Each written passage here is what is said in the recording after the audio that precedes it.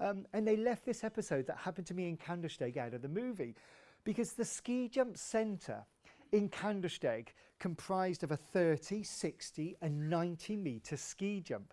And I was using very old ski jumping equipment that I found in a shed in Lake Placid.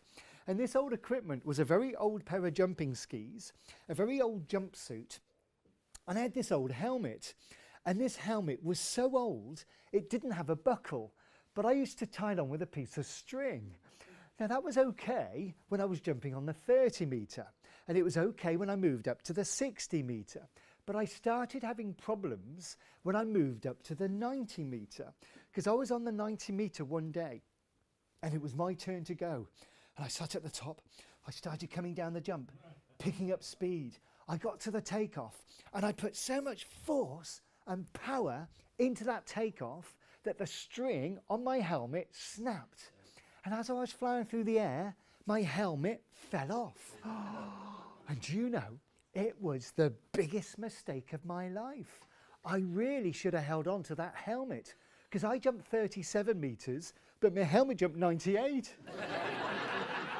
Yeah.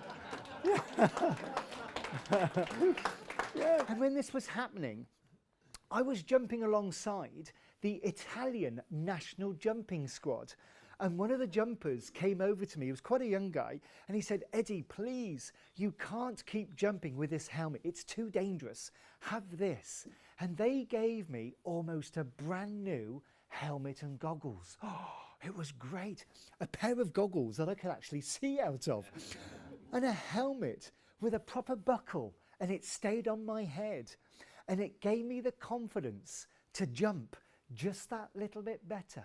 And then a few weeks later, the Austrian national jumping squad, they came for some training and they saw me jumping with these old jump skis. And they said, "Eddie, they're rubbish. They belong in a museum. Have these." And they gave me almost a brand new pair of jumping skis. I put them on and I jumped even better still. And then a few weeks later, the West German national jumping squad, they were some of the best jumpers in the world. They came for some training and they saw me jumping with this old jumpsuit. And they said, "Eddie, that's rubbish. Have this." And they gave me almost a brand new jumping suit. Admittedly, it was in German colours, but I'm not proud. I put it on and I jumped even better still. And then a few weeks later, the French national jumping squad, they came for some training and they gave me some wax. And I went, "Oh, thanks." And then a few weeks later, the Swiss national jumping squad, they came for some training. They showed me how to use that wax to wax my skis and then gave me some coaching. And then I thought, instead of jumping for Great Britain, I should jump for the EU. Because without all that help from all those different countries, I would not have been able to make it to the Olympic Games because they were only about a year away.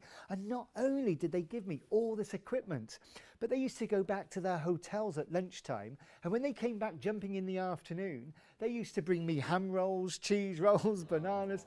So they even used to feed me as well. And one of my favourite coaches at the time was a guy called Andre. He was mid to late 20s and he was the national coach for Switzerland. And he had the loveliest, driest sense of humour. He spoke very good English.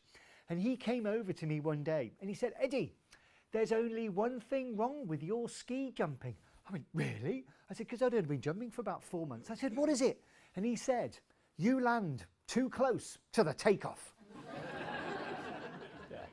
Now, for a Swiss German, that is bloody funny. Bloody funny.